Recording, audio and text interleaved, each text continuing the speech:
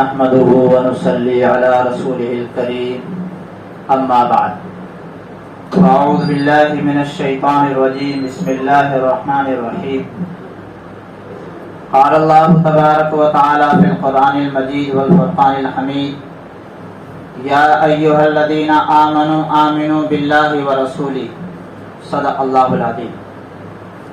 درود شریف پڑھو. اللهم صل على سيدنا ومولانا محمد وعلى آل سيدنا ومولانا محمد وبارك وسلم. اللهم صل على سيدنا ومولانا محمد وعلى آل سيدنا ومولانا محمد وبارك وسلم. اللهم صل على سيدنا ومولانا محمد وعلى آل سيدنا ومولانا محمد وبارك وسلم. میرے عزیز بھائیوں اور بزرگوں، اس دنیا میں ہم اپنی مرضی سے نہیں آئے. اللہ تبارک و تعالیٰ نے حکم دیا تو ہم آ گئے، اور جب اللہ کا حکم ہوگا تو نہ چاہتے ہوئے بھی دنیا سے جانا پڑے گا. دنیا چھوڑنا کوئی نہیں چاہتا ہے، مگر مجبوراً اس کو چھوڑا دی جاتی ہے. اللہ تبارک و تعالیٰ نے اپنے بندوں پر ان گنت نعمتیں عطا کی ہیں. ان کو اتنی ساری اس کی مہربانیاں اور نعمتیں ہیں، ان کو اگر ہم گننا چاہیں، شمار کرنا چاہیں تو شمار بھی نہیں کر سکتے ہیں، گن بھی نہیں سکتے. ان کا شکر ادا کرنا تو بہت دور کی بات ہے، ان کو گنا بھی نہیں جا سکتا. ان نعمتوں میں سب سے بڑی نعمت اللہ تبارک و تعالیٰ نے ہمیں جو عطا کی ہے وہ ایمان کی دولت ہے. اس لیے کہ انسان کی کامیابی اور آخرت میں جنت میں جانے کا جو فیصلہ ہے وہ ایمان ہی کے آدھار پر ہوگا. اگر ایمان نہیں ہے تو چاہے دنیا میں کتنے ہی بھلے کام کر کے کیوں نہ چلا جائے، مگر آخرت میں اس کو کامیابی نہیں ملے گی. اگر ایمان لے کے جا رہا ہے، چاہے جو ہے زیادہ گناہ کر کے چلا گیا، ایک نہ ایک دن وہ جنت کا حقدار ضرور بن جائے گا. مگر ہمیں ایمان کی قدر کیوں نہیں؟ ایمان کی قدر اس لیے نہیں ہے کہ یہ دولت ہمیں بغیر محنت کے اور بغیر کوششوں کے مل گئی. جو چیز انسان کو مفت میں مل جاتی ہے، بغیر محنت کے مل جاتی ہے، انسان اس کی قدر نہیں کرتا ہے. ایک نوجوان بہترین کپڑے سے اپنے جوتوں کو صاف کر رہا تھا. 100 روپے کے کپڑے وہ جوتے رہے ہوں گے، تو ایک آدمی نے اس کو دیکھا تو اس کو ٹوکا کہ بھائی صاحب اتنا بہترین کپڑا ہے اور آپ معمولی جوتے اس سے صاف کر رہے ہیں. تو وہ نوجوان کیا کہتا ہے؟ وہ کہتا ہے کہ اصل بات یہ ہے، یہ کپڑا میرے باپ نے مجھے مفت میں دیا ہے، یعنی مجھے قیمت دینی نہیں پڑی ہے، اور یہ جو جوتے میں صاف کر رہا ہوں اس کے 100 روپے میں نے خود نے اپنے جیب سے دیے. یعنی اپنے جیب سے جو پیسے نکلے ہیں ان کی قدر ہے، اور جو مفت میں ملا ہے اگرچہ وہ 1000 روپے کا کپڑا ہے مگر اس کی قدر نہیں ہے. یہی حال ہمارا ہے کہ ایمان ہمیں بغیر محنت کے، بغیر مجاہدے کے، بغیر کوششوں کے گھر میں مل گیا. کیوں؟ اس لیے کہ ایمان والے کے گھر میں پیدا ہوئے، ایمان مل گیا. ایمان کے لیے ہم نے تکلیفیں نہیں اٹھائی، اس کی وجہ سے ہمیں ایمان کی قدر نہیں. ایمان کی قدر ان لوگوں کو ہوتی ہے جو اس کے لیے محنتیں برداشت کرتے ہیں، تکلیفیں اٹھاتے ہیں. حضرت بلال حبشی رضی اللہ تعالیٰ عنہ جیسے صحابی کہ جنہوں نے ایمان کے لیے سب کچھ قربان کر دیا. امیہ جو ان کا آقا تھا وہ ان کو بڑی تکلیفیں دیتا تھا. تپتی ہوئی ریت کے اندر وہ ان کے ہاتھوں کو باندھ کر اور گھسیٹتا تھا، اور تپیلی جو ہے زمین پر ان کو لیٹا دیا جاتا تھا. مگر ان کی زبان پر ایک ہی آواز تھی، وہ تھی احد احد، کہ اللہ ایک ہے، اللہ ایک ہے. حضرت ابو بکر رضی اللہ تعالیٰ عنہ کو اللہ کے نبی صلی اللہ علیہ وسلم نے بھیجا کہ امیہ جتنی بھی قیمت لے حضرت بلال رضی اللہ تعالیٰ عنہ کو چھوڑا کر آ جاؤ. حضرت بلال رضی اللہ تعالیٰ عنہ زمین پر لیٹے ہوئے ہیں اور زبان پر ایک ہی رٹ ہے، احد احد. حضرت ابوبکر صدیق رضی اللہ تعالیٰ عنہ تشریف لے آئے اور امیہ سے بات کی کہ جتنا پیسہ لینا ہے لے لے، بلال کو آزاد کر دے. تو اس نے ڈبل قیمت لگائی. جب حضرت ابو بکر رضی اللہ تعالیٰ عنہ کو حضرت بلال حبشی نے دیکھا تو ان کا ایمان اور جوش ماننے لگا اور زور زور سے وہ آوازیں کہہ رہے تھے احد احد کہ اللہ ایک ہے. تو امیہ پلٹ کر ان کو مارتا تھا. حضرت ابو بکر رضی اللہ تعالیٰ عنہ نے فرمایا کہ کچھ دن کے لیے تو صبر کر لو. حضرت بلال رضی اللہ تعالیٰ عنہ سے پوچھا گیا کہ آپ کو تکلیفیں نہیں ہوتی تھی؟ تو فرمایا کہ میں جس وقت مجھے تکلیفیں دی جاتی تھی اس وقت اللہ رب العزت کا عرش میرے سامنے ہوتا تھا, میں اللہ رب العزت سے باتیں کر رہا ہوتا تھا, مجھے جو ہے تکلیفوں کا کوئی احساس نہیں ہوتا تھا. ہاں, آج اس ایمان کے لیے ہم نے ایک پیسہ بھی خرچ نہیں کیا ہے اور اپنے جسم کو جو ہے تکلیف نہیں دی ہے, اس وجہ سے ہمیں ایمان کی قدر نہیں ہے. حضرت بڑے پیر صاحب پیر ذوالفقار احمد صاحب جو ہمارے پڑوسی ملک کے ہیں, بڑے ولی اللہ ہیں, حضرت فرماتے ہیں کہ میں سمرقند اور بخارا پہنچا, سفر ہوا وہاں پر, تو وہاں پر جو سمرقند کے مفتی اعظم تھے ان سے ملاقات ہوئی. ہم ایک جگہ بیٹھے ہوئے تھے تو چند نوجوان آئے, بھائی مل کر آئے اور وہ کہنے لگے کہ ہماری اماں جان نے کہا ہے کہ آپ سے ملاقات کرنی ہے. تو حضرت پیر صاحب نے فرمایا کہ بھئی اتنے سارے لوگ بیٹھے ہوئے ہیں, میں آپ کے ساتھ میں کیسے چل سکتا ہوں؟ مفتی اعظم جو ہے ساتھ میں ہے. کچھ وقت کے بعد میں مفتی اعظم بھی آئے, سمرقند کے جو سب سے بڑے مفتی تھے, انہوں نے فرمایا کہ حضرت پیر صاحب ہمیں جو ہے اس عورت سے ملاقات کے لیے جانا ہے. تو حضرت نے فرمایا کہ آپ کا حکم ہو, چلیے. حضرت فرماتے ہیں کہ بیچ میں مفتی اعظم نے اس عورت کی کارگزاری سنائی. فرمایا کہ یہ وہ عورت ہے جس سے ہم ملاقات کرنے جا رہے ہیں, یہ اب 90 سال کی بڑھیا ہو چکی ہے, مگر جب کمیونزم کا دور آیا تھا, جب وہاں پر کوئی اسلام کا نام لینے والا نہیں تھا اور وہاں پر جو ہے اتنا ظلم ڈھایا گیا کہ کوئی زبان سے کلمہ تک نکال نہیں سکتا تھا, ایسے حالات تھے. یہ اس وقت یہ جو گڑیا ہے اس وقت 20 سال کے نوجوان بچی تھی, مگر یہ گھوم پھر کر عورتوں کو اسلام کی دعوت دیتی تھی, ایمان بچانے کی فکر کیا کرتی تھی. ہم جو ہے منع کرتے تھے لیکن یہ اللہ کی بندی نہیں رکتی تھی. ہر آدمی یہ سوچتا تھا کہ آج اس کا نمبر آئے گا, قتل کر دی جائے گی یا جیل کے اندر ڈال دیا جائے گا, لیکن اس نے ڈٹ کر مقابلہ کیا اور نہ جانے کتنے ہزار عورتوں کا اس نے ایمان بچایا. تو حضرت فرماتے ہیں کہ جب ہم وہاں پر پہنچے تو ہم نے جب گھر میں پہنچے تو وہاں پر وہ اس نے دیکھا بڑھیا نے, تو اٹھ کر بیٹھ گئی پردے کے ساتھ میں, اور ہم نے جو ہے اس بڑھیا سے درخواست کی کہ آپ جو ہے ہمارے لیے دعا کر دیجیے, اس لیے کہ آپ نے جو قربانیاں دی ہے اسلام کے لیے وہ ہم میں سے اتنی کسی نے نہیں دی ہے.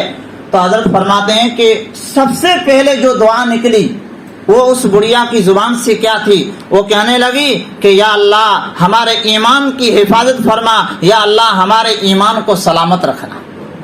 آپ اندازہ لگائیے کہ ایمان کتنی بڑی دولت ہے. کیوں؟ اس لیے کہ سارا کا سارا فیصلہ اسی پر ہونا ہے. مرنے کے بعد جب قبر میں ہم پہنچیں گے تو سب سے پہلا جو سوال ہے وہ ایمان ہی کا ہے.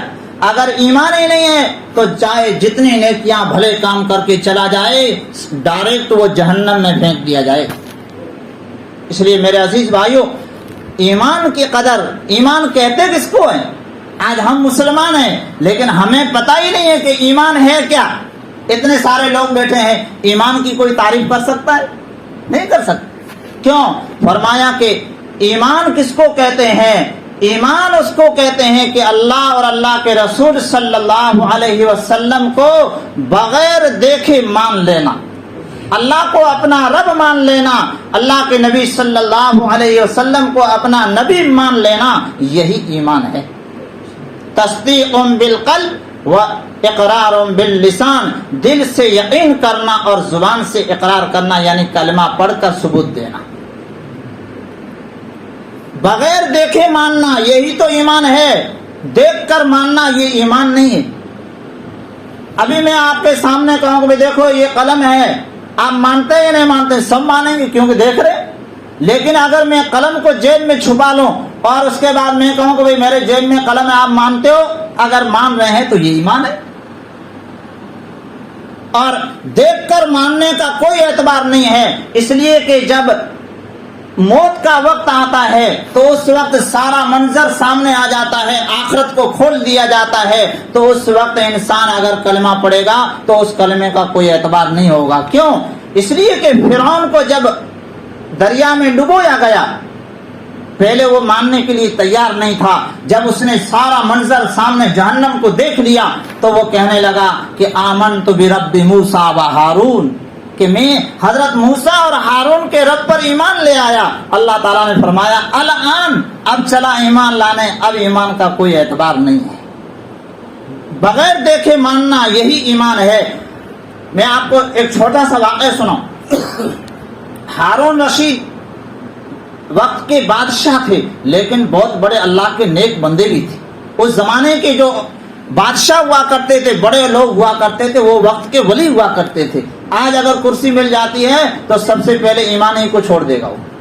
تو ایک مرتبہ ایسا ہوا کہ بہلول دانا رحمت اللہ علیہ، بہت مجذوب قسم کے اللہ والے بزرگ گزرے ہیں، فنا فلا تھے بس، تو وہ دریا کے کنارے بیٹھے ہوئے ہیں اور مٹی کے گھر بنا رہے ہیں، جیسے برسات کے موسم میں چھوٹے بچے بناتے ہیں۔ تو ہارون رشید کا پاس سے گزر ہوا تو ہارون رشید نے سمجھا کہ بھئی پاگل ہے، ایسے ہی بنا رہا ہے۔ تو ہارون رشید نے پوچھا کہ بھئی بہلول یہ کیا ہے؟ تو بہلول رحمت اللہ علیہ فرماتے ہیں کہ یہ جنت کا گھر ہے، جنت کا محل ہے۔ اچھا، ہارون رشید کو یقین نہیں آیا کہ بھئی ایسے ہی بیچارے مجذوب ہیں، باتیں کر رہے ہیں۔ تو کہا کہ بھئی کتنی قیمت ہے؟ تو کہا کہ 2 روپے۔ ہارون نے کہا کہ بھئی اتنا اگر سستا ہی اگر گھر ہو تو پھر تو مزے والی بات ہے۔ توجہ نہیں دی بات کو، چلے گئے۔ زبیدہ خاتون جو ہارون رشید کے گھر والی تھی، وہ پیچھے سے آ رہی تھی، انہوں نے پوچھا تو انہوں نے وہی جواب دیا۔ تو اللہ کی بندی نے کہا کہ بھئی 2 روپے میں مل رہا ہے، 2 روپے دے دی۔ خیر، رات ہوئی، ہارون رشید اللہ کا نیک بندہ تو تھا ہی، رات کو سوئے ہوئے ہیں تو جنت کا نظارہ ہوا۔ کیا دیکھتے ہیں کہ جنت میں لے جایا گیا، جنت میں گھوم رہے ہیں۔ زبیدہ خاتون جو ان کی گھر والی ہے، ان کا بھی محل دکھایا جا رہا ہے، لیکن ہارون رشید کی جو جنت بنی ہوئی ہے اس میں ایک محل کم ہے، اور زبیدہ خاتون کی جنت میں ایک محل زیادہ بنا ہوا۔ تو ہارون رشید نے فرشتے سے کہا کہ ایسا کرو، وہ مجھے جو ہے محل دیکھنے دو۔ کہا کہ نہیں، تمہاری ملکیت نہیں، وہ دوسرے کی ملکیت ہے، چاہے وہ دنیا کے اعتبار سے تمہاری بیوی ہے، لیکن یہاں جنت میں کوئی رشتہ نہیں چلتا ہے۔ تو کہا کہ یہ کیسے بنا؟ تو کہا کہ کل جب تم وہاں جا رہے تھے تو بہلول دانا رحمت اللہ علیہ نے تم سے کہا تھا، تو اس وقت تم نے 2 روپے نہیں دیے تھے۔ کیوں؟ اس لیے کہ تمہیں یقین ہی نہیں آیا۔ زبیدہ خاتون نے 2 روپے دیے تھے، اور ان 2 روپیوں کے بدلے میں یہ جنت میں محل تیار ہو گیا ہے۔ اب دوسرے دن ہارون رشید پریشان، دوسرے دن روانہ ہوا، کہا کہ آج پھر جائیں۔ بہلول دانا رحمت اللہ علیہ کے پاس پہنچے، پوچھا کہ بھئی کیا کر رہے ہو؟ تو کہا کہ جنت کا محل بنا رہا ہوں۔ تو کہا کہ مجھے بھی لینا ہے، آج کتنی قیمت ہے؟ تو بہلول دانا رحمت اللہ علیہ اللہ کے ولی تھے، فرمایا کہ اس کی قیمت دنیا، پوری دنیا کی بادشاہی۔ تو کہا کہ بھئی کل تم 2 روپے میں دے رہے تھے۔ تو کہا کہ وہ تو بن دیکھے تھا، آج تم دیکھ کے آ گئے۔ ہاں، دیکھنے کے بعد میں اب جو ہے سستا سودا نہیں ہے۔ اب ظاہری بات ہے اس کے پاس تو پوری دنیا کی بادشاہی نہیں تھی، کیسے لے سکے گا؟ تو میرے عزیز بھائیوں، آج ہمیں بغیر دیکھے یہ مان رہے ہیں، کل جب انعام ملے گا تو پھر جو ہے انسان پچھتا ہے کہ کاش کہ کچھ اور ایمان پر محنت کر لیتا تو کتنا نفع ہو جاتا۔ لیکن بعد میں پچھتانے سے کوئی فائدہ، چڑیا جو ہے دانے چنگ کے چلی جائے، اس کے بعد جو ہے محنت کرنے سے کوئی نتیجے نکلا نہیں کرتے ہیں۔ آج یہ زندگی ہے، کل ہم زندہ رہیں گے یا نہیں رہیں گے اللہ تبارک و تعالیٰ ہی جانتا ہے۔ اس لیے میرے عزیز بھائیوں، ہم جو ہے ایمان پر محنت کریں۔ اللہ تبارک و تعالیٰ نے بہت ساری نعمتیں دی، ان نعمتوں میں سے ایک مال بھی اللہ تعالیٰ کی نعمت ہے، اور یہ نعمت کب ہے؟ جب اس کا صحیح استعمال کیا جائے اور اس کو صحیح جگہ خرچ کیا جائے۔ اس لیے کہ اللہ کے نبی کی حدیث ہے کہ انسان سے 3 سوال کیے جائیں گے مال کے بارے میں، جب تک وہ 3 سوال نہیں ہوں گے وہ اپنی جگہ سے ہل نہیں پائے گا، میدان حشر سے ہٹ نہیں پائے گا۔ سب سے پہلے کہ یہ مال جو ہے تو نے کہاں سے کمایا، حلال طریقے پر کمایا یا حرام طریقے پر، اور پھر اس کو تو نے خرچ کہاں کیا، تیسرے نمبر پر اللہ کے راستے میں خرچ کر کے آیا یا نہیں آیا؟ اگر آیا ہے تو بہتر ہے، ورنہ پچھتانا ہی پڑے گا۔ قرآن، بس آخری بات کر رہا ہوں، قرآن کریم میں اللہ تعالیٰ نے ایک جگہ ارشاد فرمایا ہے کہ ہا انتم ہؤلاء تدعون لتنفقوا فی سبیل اللہ، کہ ایمان والو میں تم کو بلا رہا ہوں۔ کون بلا رہے ہیں بھائی؟ اللہ رب العزت، کہ ایمان والوں میں تم کو بلا رہا ہوں، آؤ۔ کیوں؟ لتنفقوا فی سبیل اللہ، اللہ کے راستے میں خرچ کرو، میں تمہیں دعوت دے رہا ہوں۔ دعوت دینے والا کون؟ دونوں جہاں کا بادشاہ اور اس سارے دنیا کے نقشے کو بنانے والا رب۔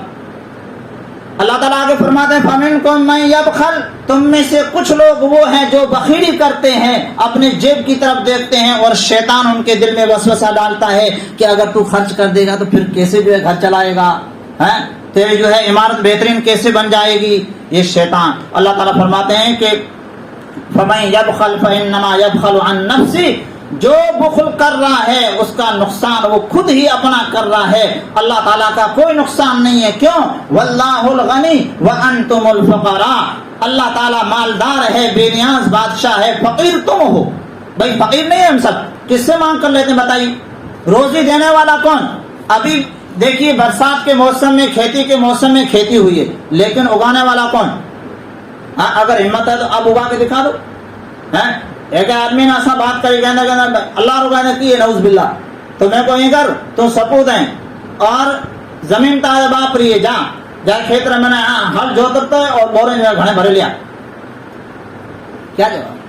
اللہ رب العزت جب تک نہیں دینا چاہے گا تب تک انسان کچھ نہیں کر سکتا ہے۔ آپ دیکھیے اس سال جو ہے بارشیں کتنی ہوئی، لیکن گوار نام کی کوئی مسئلہ نہیں ہوئی۔ کیوں؟ اللہ تعالیٰ فرماتے ہیں وَمَا تَشَاءُونَ إِلَّا أَن يَشَاءَ اللَّهُ، جو تم چاہو گے وہ نہیں ہوگا، جو میرا رب چاہے گا وہ ہو کر رہے گا۔ اس لیے میرے عزیز بھائیو، یہ برسات کے موسم میں جو کھیتی ہوئی ہے، قرآن کریم میں بھی اس کا ذکر موجود ہے، اور حدیثوں میں اللہ کے نبی صلی اللہ علیہ وسلم نے بیان فرمایا ہے کہ اگر تمہارے کھیتی میں پیداوار ہو تو اس کا 10واں حصہ اللہ کی راہ میں دینا، اللہ کے راستے میں خرچ کرنا، یہ بندوں پر لازم اور واجب۔ اگر ہمارے کھیت میں اگر 1 بوری اناج ہوا ہے تو 10 کلو اللہ کی راہ میں خرچ کرنا یہ واجب ہے۔ اگر ہم نہیں دیں گے تو اللہ کا کوئی نقصان ہونے والا نہیں ہے، وہ رب بے نیاز ہے۔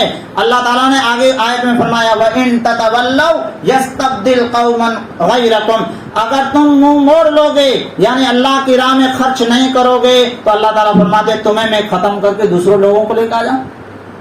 ہم سے پہلے دوسرے نہیں تھے کیا؟ ہم ہی۔